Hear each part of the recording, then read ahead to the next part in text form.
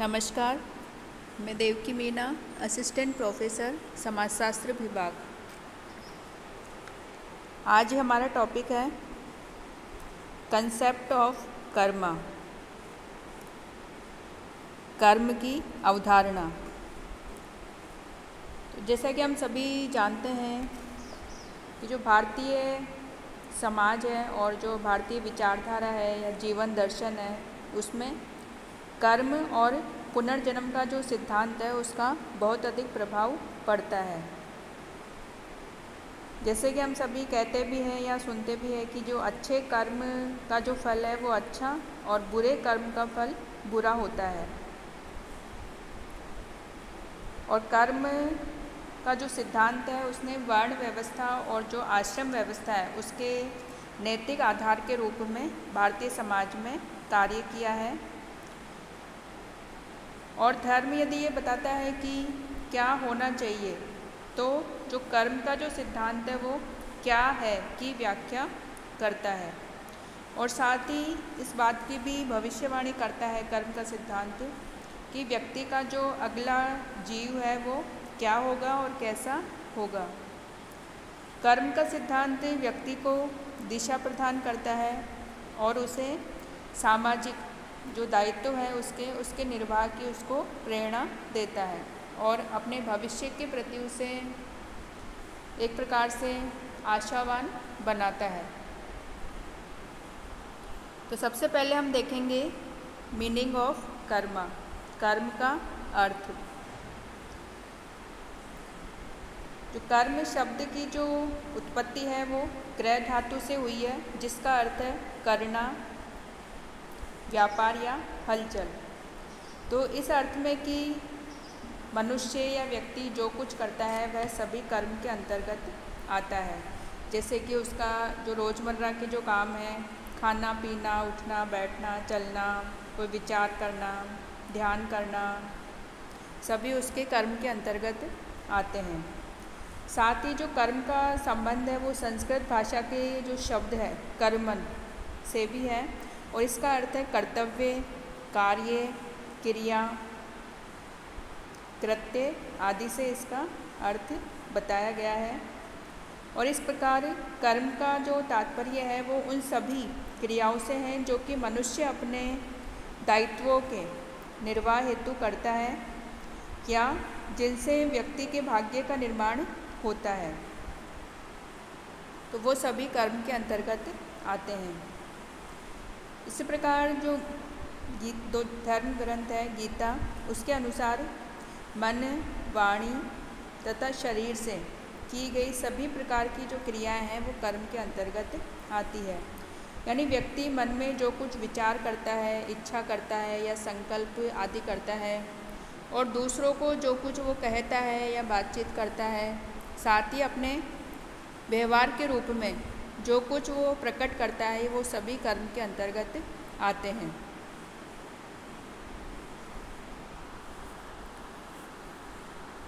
और भगवत गीता में जो कर्म के 5 तत्वों का भी उल्लेख किया गया है, उसमें है कर्ता, कार्य का स्थान, साधन, प्रयत्न और भाग्य। अब हम देखते हैं कर्म के प्रकार। कर्म के जो प्रकार है वो 3 प्रकार बताए गए हैं: संचित कर्म, प्रारब्ध कर्म और संचयमान कर्म। संचित कर्म के अंतर्गत वे सभी कर्म आते हैं मनुष्य के द्वारा किए हुए जो कि व्यक्ति के द्वारा उसके पूर्व जन्म में किए गए हैं। इसी प्रकार प्रारब्ध कर्म के अंतर्गत पूर्व जन्मों में से जिन कर्मों का फल व्यक्ति को वर्तमान जीवन में भोगना पड़ता है वो सभी प्रारब्ध कर्म के अंतर्गत आते हैं। और संचयमान कर्म के अंतर्गत व्यक्ति के द्वारा इस जीवन में जो भी कार्य किया जा रहा है, कर्म किए जा रहे हैं, वो सभी संचयमान कर्म के अंतर्गत आता है। तो व्यक्ति का जो आगामी जीवन है वो उसके संचित कर्म के ऊपर निर्भर करता है। तो इस प्रकार स्पष्ट है कि जो कर्म का जो संबंध है न केवल उसके वर्तमान जीवन के साथ बल्कि उसके जो भूतकालीन जो जीवन है जो उसने बिताया है, साथ ही उसके भावी जीवन के साथ भी उसका संबंध पाया जाता है। तो ये हो गए कर्म के 3 प्रकार। अब हम देखते हैं कर्म तथा पुनर्जन्म का सिद्धांत क्या है। कर्म और जो पुनर्जन्म का सिद्धांत है इसकी धर्म ग्रंथों में अलग अलग व्याख्या की गई है। तो सबसे पहले हम देखते हैं उपनिषदों में इसकी क्या व्याख्या की गई है। तो उपनिषदों में कर्म और पुनर्जन्म की जो अवधारणा है वो उसका एक सिद्धांत रूप में इसको बताया गया है। इसमें कहा गया है कि मनुष्य को अपने कर्मों के अनुसार न केवल परलोक में ही सुख और दुख की प्राप्ति होती है बल्कि इस संसार में उसको बार बार जन्म भी लेना पड़ता है। तो इसी प्रकार की जो व्याख्या है शतपथ ब्राह्मण जो उपनिषद है, कठोपनिषद है, इनमें इस प्रकार की कर्म सिद्धांत की व्याख्या की गई है। दूसरा जो है महाभारत के अंतर्गत कर्म और पुनर्जन्म का सिद्धांत है उसकी विस्तृत विवेचना की गई है। महाभारत में बताया गया है कि आत्मा अपने यानी मनुष्य की आत्मा अपने संचित कर्म के भार सहित पुनः जन्म लेती है और जीवन में किए गए कर्मों के परिणाम स्वरूप ही जो व्यक्ति सुख दुख समृद्धि निर्धनता आदि को प्राप्त करता है। ज्ञान के द्वारा ही वह उस स्थिति में पहुंचता है जिसमें कोई कष्ट या कोई मृत्यु या कोई पुनर्जन्म नहीं होता। इसी प्रकार जो भगवत गीता है उसमें कर्म और पुनर्जन्म के सिद्धांत को वैज्ञानिक आधार पर बताया गया है। इसमें बताया गया है कि मनुष्य का जो वर्तमान जीवन है एक संक्रांति की अवधि है और पहले भी उसने कई जीवन धारण किए हैं और उसके साथ ही उसके पूर्व जन्म के जो कर्म है वो बंधे हुए हैं और उससे भविष्य में भी जीवन धारण करना पड़ेगा। और आत्मा स्वयं कभी नहीं मरती और न ही कभी जन्म लेती है बल्कि शरीर मरता है और तब भी आत्मा नहीं मरती, यानी कि आत्मा को अजर अमर इसमें बताया गया है। साथ ये भी बताया गया है कि जिसका जन्म हुआ है वह निश्चित रूप से किसी दिन मरता भी है और जो मरता है उसका पुनर्जन्म अवश्य होता है, यानी कि जब तक कि उससे मुक्ति प्राप्त नहीं हो जाती व्यक्ति को। और जो व्यक्ति मुक्ति प्राप्त कर लेता है वह कभी मरता नहीं है। मुक्ति का तात्पर्य यहाँ पे जन्म और मरण के जो बंधन है उससे मुक्त होना बताया गया है भगवत गीता के अंतर्गत। और इसमें कर्म को ही व्यक्ति के जन्म और मरण का जो चक्र है उसमें फंसे रहने का प्रमुख कारण बताया गया है। और कर्म सिद्धांत पर जो कर्म और पुनर्जन्म का जो सिद्धांत है उसके अंतर्गत व्यक्ति को एक तरह से फंसा हुआ बताया गया है जो भी हमारे धर्म ग्रंथ हैं उनके अंतर्गत, यानी कि व्यक्ति जब तक कि व्यक्ति अपने कर्मों का उसको पूरा फल प्राप्त नहीं हो जाता तब तक वो अपने जीवन और मरण का जो चक्र है उसमें उससे मुक्ति नहीं प्राप्त कर सकता। नेक्स्ट हम देखते हैं कर्म का जो सिद्धांत है उसका महत्व क्या है।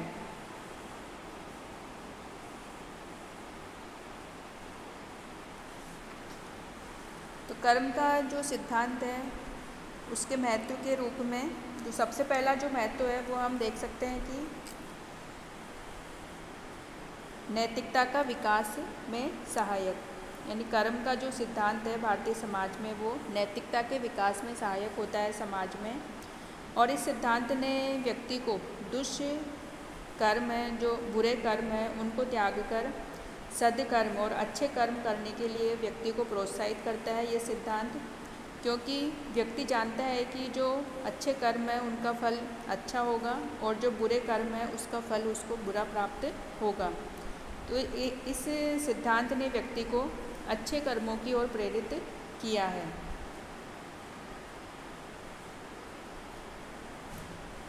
और जिससे कि व्यक्ति के जीवन को भी नियंत्रित करने में इसने योगदान दिया है। नेक्स्ट है जो महत्व है कर्म के सिद्धांत का, वो है मानसिक संतोष प्रदान करना और सामाजिक व्यवस्था के प्रति निष्ठा बनाए रखने में सहायक होना। यानी कर्म के सिद्धांत पर प्रत्येक व्यक्ति इस जीवन में अपनी जो मौजूदा स्थिति होती है उससे इसलिए संतुष्ट रहता है कि वह जो उसकी स्थिति है वो उसके पूर्व जन्मों के कर्मों का फल है। तो यह संतोष ही व्यक्ति को एक स्वस्थ व्यक्तित्व के विकास में सहायक होता है और व्यक्ति अपनी जो वर्तमान स्थिति होती है उसकी जैसे भी उससे संतुष्ट रहकर सामाजिक व्यवस्था के प्रति अपनी निष्ठा को बनाए रखता है। नेक्स्ट है कर्म का सिद्धांत व्यक्ति को अपने कर्तव्य की ओर आगे बढ़ने के लिए प्रेरणा प्रदान करता है। साथ ही कर्म का सिद्धांत समाज के जो संघर्ष होते हैं समाज में उनको कम करने में या दूर करने में योगदान प्रदान करता है, क्योंकि संघर्ष उस समय अधिक होते हैं जब व्यक्ति अपनी मौजूदा स्थिति से असंतुष्ट होता है और प्रयत्न के बावजूद भी असफल रहता है। कर्म के सिद्धांत ने व्यक्ति को अपनी जो वर्तमान स्थिति है, सुख है, दुख है या सफलता असफलता के लिए व्यक्ति को स्वयं को ही उत्तरदायी माना है, क्योंकि वह सब कुछ उसके जो प्रारब्ध कर्म है उसका फल माना जाता है। तो इस व्याख्या के आधार पर व्यक्ति को अपनी जो सामाजिक स्थिति है, उसकी जो भी समाज में परिस्थिति है उससे संतुष्ट रखने में और किसी भी प्रकार का संघर्ष नहीं करने में या विरोध नहीं करने के लिए उसको प्रोत्साहित किया है। और साथ ही सिद्धांत ने सामाजिक नियंत्रण का जो कार्य है उसमें भी योगदान दिया है। अगला जो महत्व है वो है कि सभी सामाजिक व्यवस्थाएं कर्म सिद्धांत पर आधारित रही है। यानी कि इस सिद्धांत ने भारतीय सामाजिक व्यवस्था को संगठित बनाए रखने में सहायता प्रदान की है, जैसे कि परिवार, वर्ण व्यवस्था, आश्रम व्यवस्था आदि सभी में व्यक्ति को प्रत्येक से संबंधित जो उसके दायित्व है उनको निर्वाह करने की या उनको व्यक्ति के लिए जो दायित्व है उनको उसका कर्तव्य बताया गया है और उसके पालन करने के लिए उसको एक प्रकार की प्रेरणा मिलती है। नेक्स्ट है संपूर्ण समाज के कार्य से कल्याण से संबंधित है ये सिद्धांत, क्योंकि इस सिद्धांत का जो आधार है, कर्म के सिद्धांत का जो आधार है वो स्वधर्म का पालन करना, सभी प्राणियों के प्रति समता का भाव रखना और निष्काम कर्म को बताया गया है। यानी जब व्यक्ति निष्काम भाव से कोई कर्म करता है, सभी को समान समझता है और अपने प्रत्येक दायित्व का निर्वाह करता है, तो स्वतः ही समाज के जो कल्याण है वो बढ़ता है। इस प्रकार कर्म के सिद्धांत के विभिन्न महत्व हैं। अब कर्म के सिद्धांत के कुछ दोष भी हैं। तो सबसे पहला जो दोष है वो यह है कि कर्म का जो सिद्धांत है जो प्रमुख रूप से पुरुषार्थों की पूर्ति से संबंधित रहा है, लेकिन धीरे धीरे इसमें कर्मवाद के जो प्रारब्ध से जुड़ जाने के कारण इसमें भाग्य या देव की जो धारणा है वो अधिक प्रबल इसमें हो गई है। भाग्यवाद इसमें जुड़ गया है।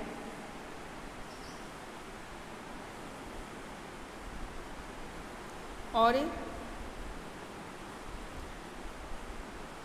कर्म का जो सिद्धांत है वो मानवीय आचरण की जो भाग्यवादी व्याख्या है उसको प्रस्तुत करता है और समाज के जो सदस्यों के जीवन में जो आपसी असमानता पाई जाती है वो देखने को हमें मिलती है और उसे दूर करने के लिए कर्म का सिद्धांत कुछ स्पष्ट नहीं करता। तो इस प्रकार ये जो सिद्धांत है वो सामाजिक असमानता में वृद्धि करने में भी योगदान करता है। दूसरा जो दोष है इसका कमी है वो है कि कुछ विद्वानों का कहना है कि कर्मवाद व्यक्ति को एक प्रकार से निष्क्रिय बनाता है और जब सब कुछ उसे पूर्व जन्म के जो कर्म है या प्रारब्ध कर्म है या भाग्य पर आधारित है तो इस जीवन में व्यक्ति के लिए कार्य हेतु कोई प्रेरणा नहीं होती और व्यक्ति ये सोचता है कि किसी कार्य को करने से उसे कोई लाभ नहीं होगा, यदि इस जीवन में उसे किए गए कर्मों का फल उसे आगामी जीवन में मिलेगा, तो ऐसी स्थिति में व्यक्ति के जो प्रयत्न हैं किसी भी कार्य करने की, वो उसमें कमी आ जाती है या शिथिलता आ जाती है।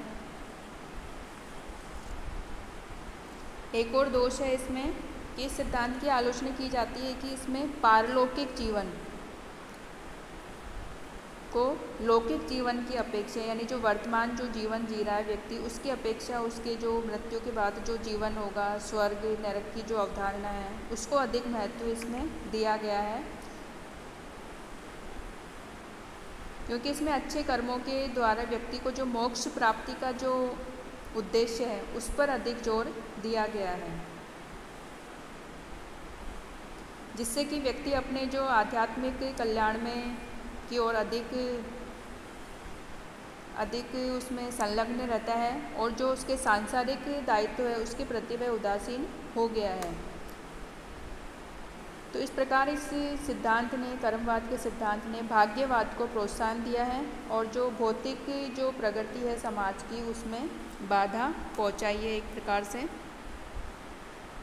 तो इस प्रकार कर्म सिद्धांत के ये महत्व होने के साथ साथ इसमें कुछ दोष भी हैं, कमियां भी हैं, लेकिन जो कर्म की जो अवधारणा है वो भारतीय समाज की एक महत्वपूर्ण अवधारणा है और भारत में जो जीवन दर्शन है, जो व्यक्ति का जो जीवन है, उसमें कर्म की जो अवधारणा है वो उसके जीवन को पूर्ण रूप से प्रभावित करती है।